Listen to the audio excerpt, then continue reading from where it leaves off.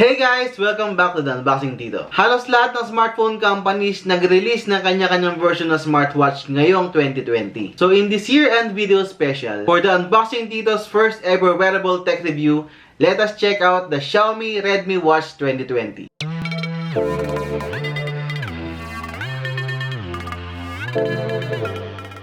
My channel provides unboxing and reviews of all the hottest phones available today. So if you're new here, make sure to subscribe and hit the bell icon para ma-notify ka each time mag-upload ako ng bagong video. So after all that, let's proceed with the unboxing video. Let us check out the box. Kung makikita nyo, cube-shaped yung box niya. Unlike yung other smartwatches na flat and rectangular yung box. Sa harap, you will see an image of the smartwatch and nakasulat yung Redmi on the bottom left. Sa likod naman, nakasulat dyan yung features niya like support for Xiao AI, NFC, and Alipay. Pero lahat ng yan nakasulat in Chinese. So now let's open the box. Pag open mo, yung unang bubungad sa'yo is the watch. Check natin kung ano pa yung mga kasama niya na accessories. Sa loob ng box, we will see this item description, but it's written in Chinese, so obviously hindi yan maiintindihan. You'll also see this black charging port. Hindi siya magnetic, but nagla-lock in naman firmly sa kanya yung smartwatch natin. Now let's check out the watch. Yung body niya is made out of hard plastic with a smooth and matte finish. Sa right side, nandyan yung multi-purpose button natin that looks like it's made out of aluminum. And katabi niya is yung microphone. Sa back part ng watch, at the top nakasulat yung Redmi. Sa center, nandyan yung sensors niya na hindi masyadong protruding, kaya comfortable pa rin kahit suot mo. Below the sensor, located yung dalawang pins used to charge the device. For the colors, I have here the elegant black, but you could also choose from other options like the ivory or ink blue. For the straps, by default, it would match the color that you pick, but you have extra colors to choose from, which is cherry blossom and pine needle green. For the price naman, you could get this watch for $45, which is $2,500 to $3,000 after taxes and shipping cost. Yung screen size niya measures 1.4 inch diagonally and it uses 2.5D glass. The screen also has a 320 by 320 screen resolution and 323 ppi pixel density. Magaan lang din yung watch at 35 grams, kaya sobrang gaan niya sa kamay. Madali lang din siyang suotin, which is something I look for in a watch. Pakita ko sa inyo. You could easily do this with one hand. And yung strap niya, even though it's made out of rubber, okay yung grip niya kaya hindi mahirap i-adjust. See? We're done.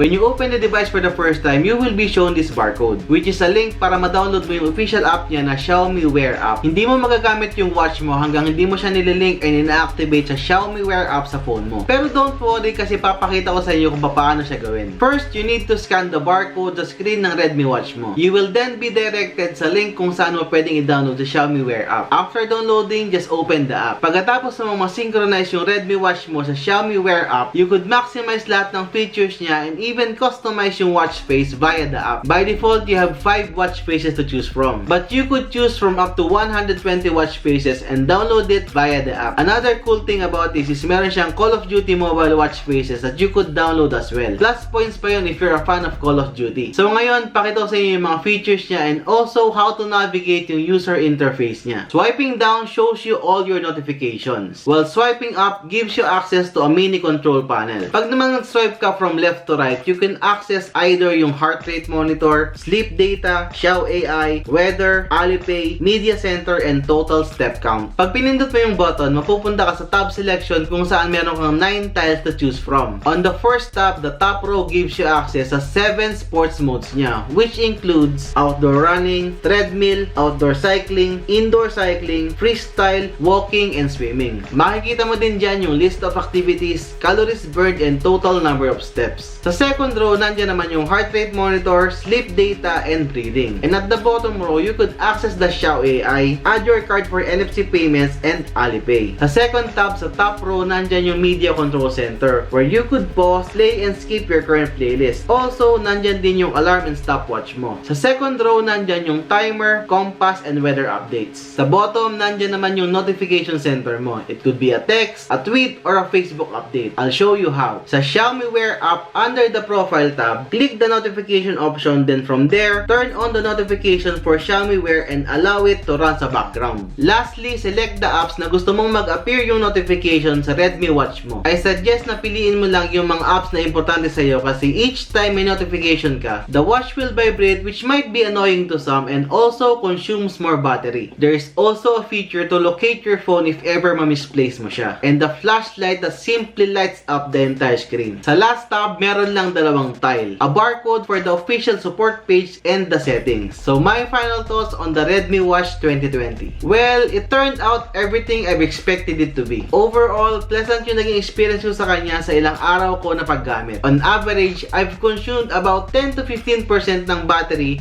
depende na lang sa dami ng notifications ko for the entire day. In terms of design, mas prefer ko yung square face design over sa circular. So that's an instant plus for me. I'm not a very active person, but I'd like to see how many steps I've taken and how many calories I burned during the process, so I really enjoyed that feature. When it comes to health monitoring, it may lack some features like ECG, blood oxygen level, and other sports modes. But for me, it's understandable given na 1/10 lang yung price niya compared sa other fitness trackers. So considering the price, I could definitely say that this is a good value for money. If you have questions and suggestions for our next video, just hit me up in the comments down below and I'll make sure to reply. So that's the end of our video and I hope nagustuhan nyo.